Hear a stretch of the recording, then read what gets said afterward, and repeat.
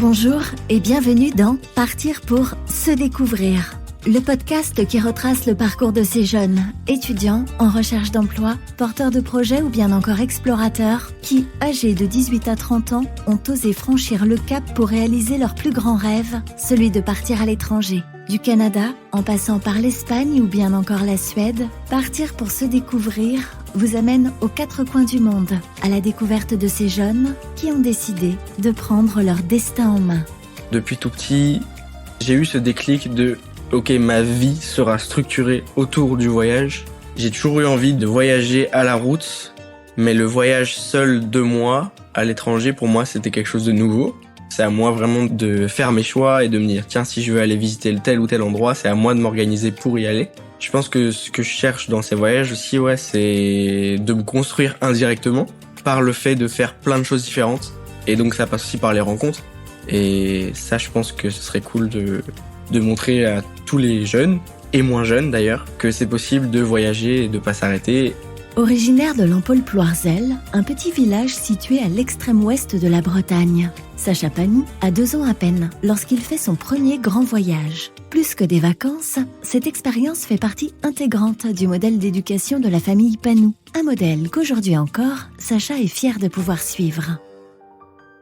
De mes 2-3 ans jusqu'à aujourd'hui, j'ai pas arrêté de voyager. Sur des longs voyages comme des plus courts, on a habité 6 mois au Costa Rica, 6 mois en Indonésie.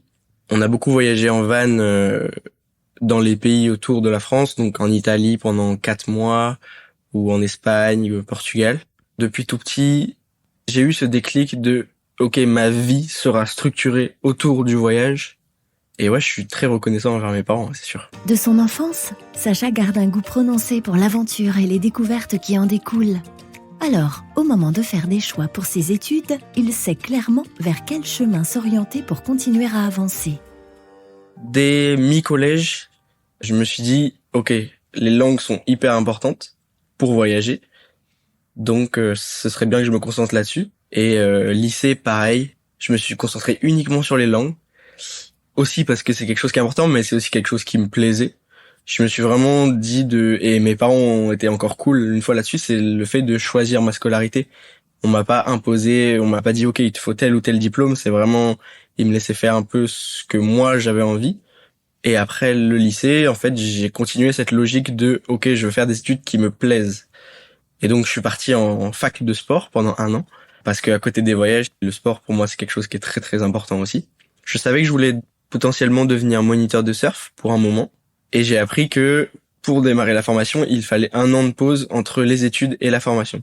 Et le fait d'avoir 1 an entre la formation et les études, c'était la parfaite excuse pour moi pour avoir un moment pour voyager et pour pouvoir profiter, en fait, tout simplement. 1 année pour profiter. Si Sacha sait vouloir utiliser ce temps à bon escient, il sait aussi qu'il lui faut bien se préparer pour pouvoir concrétiser tous ses plans. J'ai toujours eu envie de voyager à la route. C'est ce que mes parents m'ont un peu appris, parce qu'on voyageait sans avoir énormément de sous.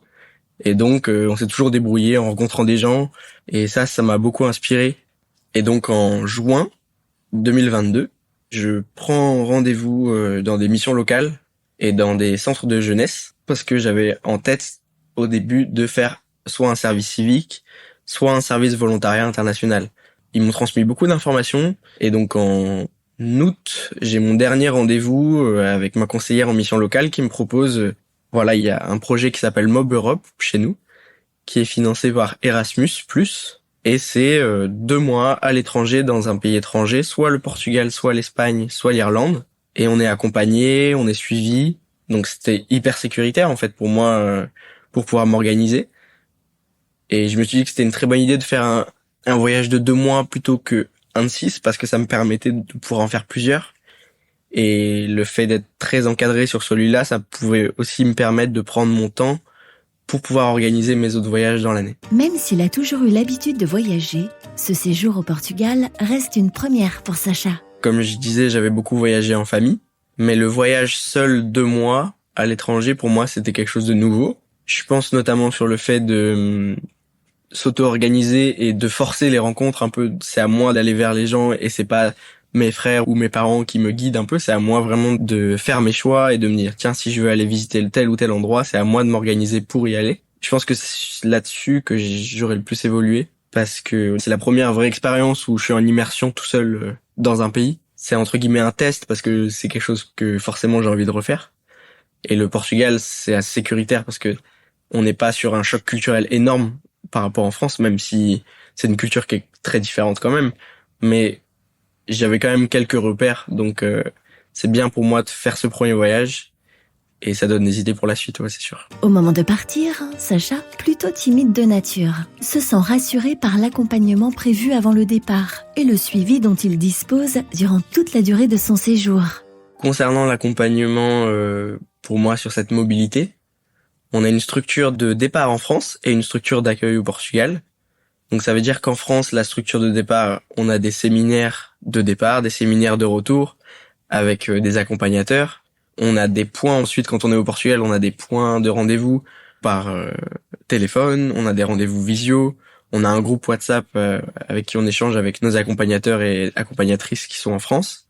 Et on a aussi une structure au Portugal qui nous aide plus sur la logistique. Si jamais on a le moindre problème, c'est aussi bien de les contacter, mais c'est plus simple pour nous de contacter les personnes qui sont en France.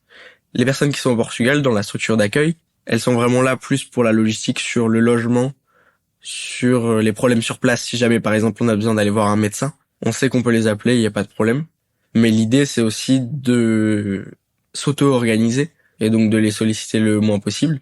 Mais voilà, on est encadré très bien en France à distance, et à notre retour et à notre départ. Et on est aussi très bien encadré au Portugal, sur place directement pendant les 2 mois. En plus de l'aide pour organiser son voyage, Sacha peut aussi compter sur un soutien financier pendant la durée de son stage à l'étranger. Pour ce qui est des financements pour ce genre de voyage, cette mobilité, elle est financée par Erasmus+. Ça veut dire que, en tant que jeune de moins de 30 ans, j'ai des aides. Et pour 2 mois, je paye une somme qui est ridicule, à savoir 400 € pour tout. Billets d'avion, logement compris. Et en plus, on a des aides de 250 € par mois pour ce périple, et pour l'alimentation et pour la vie quotidienne. Et voilà, et c'est aussi le message que je voulais porter de tu peux voyager sans avoir beaucoup d'argent, parce que il faut bien te renseigner, il faut voir si tu peux pas débloquer des aides. Et non, c'est quelque chose qui est possible et qui est pas assez médiatisé, ou en tout cas diffusé auprès des jeunes, c'est sûr. Donc c'est important de savoir que tu peux vivre des expériences comme celle-ci, avec une situation financière qui est plus ou moins compliquée, et il faut juste un peu se bouger pour pouvoir débloquer ce type d'aide. Au Portugal, Sacha est accueilli en stage dans une structure d'animation interculturelle. L'occasion pour lui de continuer à rencontrer des jeunes venus du monde entier. Je pense que ce que je cherche dans ces voyages aussi, ouais, c'est de me construire indirectement par le fait de faire plein de choses différentes. Et donc ça passe aussi par les rencontres. Je pense à un échange qu'on a fait quand on a accueilli un groupe d'étrangers, puisqu'on a une association interculturelle. Donc on a accueilli des Tunisiens, des Turcs, des Géorgiens, des Allemands, des Belges, des Néerlandais, des Français, des Portugais. On était une trentaine et on a passé 2 semaines à vraiment vivre un échange de culture. Et c'était super intéressant parce que c'était la première fois de ma vie que je parlais par exemple avec des Géorgiens, pays que je connaissais très très peu. Et voilà, non, on a parlé de plein de choses différentes. On a échangé sur les cultures, sur la nourriture, sur les traditions. Et c'était vraiment très très intéressant, et on était un peu tous tristes de tous repartir chacun dans notre pays. Donc on a tous gardé contact. C'est beaucoup de rencontres sur les moments forts. Ouais. Aujourd'hui, Sacha a un petit message à adresser à tous les jeunes qui, comme lui, rêveraient de partir à l'aventure et vivre de nouvelles expériences. Ce que j'aimerais beaucoup transmettre, en tout cas à mes potes, parce qu'en fait c'est un gros sujet qu'on avait eu entre nous avant que je parte et que je prenne cette année notamment, c'est le fait de pouvoir voyager sans avoir beaucoup de sous, sans aller dans des endroits qui sont très connus. Parce que je connais beaucoup de gens qui disent j'aimerais bien faire ça, j'aimerais bien faire ça. Et le problème, c'est que ils osent pas se lancer. Et ça, c'est un point que j'aimerais beaucoup approfondir et montrer, voilà, c'est possible, avec pas grand-chose, de faire des choses qui sont magnifiques. Et j'aimerais beaucoup montrer que c'est possible de voyager sans beaucoup de sous, dans des conditions qui, oui, sont pas évidentes forcément, mais que ça te construit, en fait. Et ça, par exemple, je trouve qu'on le montre pas assez à l'école, quoi. Et on pourrait avoir beaucoup d'interventions, etc. Les programmes, notamment pour ce programme au Portugal, par exemple, j'en ai eu connaissance uniquement en allant dans les missions locales. On t'en parle jamais, sinon, pendant tes études. Et ça, je pense que ce serait cool de montrer à tous les jeunes, et moins jeunes d'ailleurs, que c'est possible de voyager et de pas s'arrêter. Et il y a plein de programmes qui existent.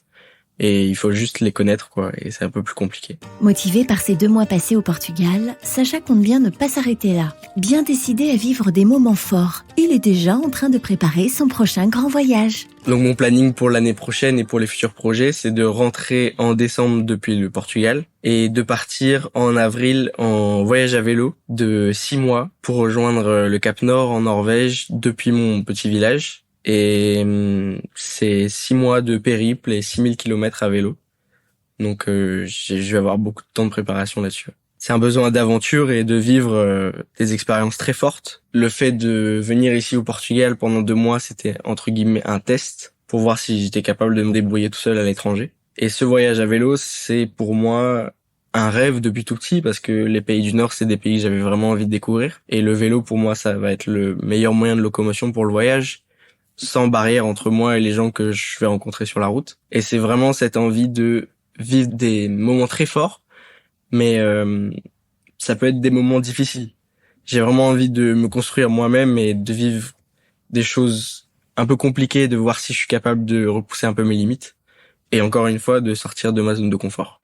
Que ce soit dans le cadre de programmes d'échange, pour effectuer un stage à l'international, s'engager dans du volontariat ou bien encore pour accomplir un projet personnel, le CIDJ et le réseau InfoJeunes Eurodesk vous accompagnent pour concrétiser votre projet. Alors si vous aussi, vous avez envie de partir à l'étranger, rendez-vous directement sur le site du CIDJ pour retrouver les coordonnées des référents Eurodesk près de chez vous.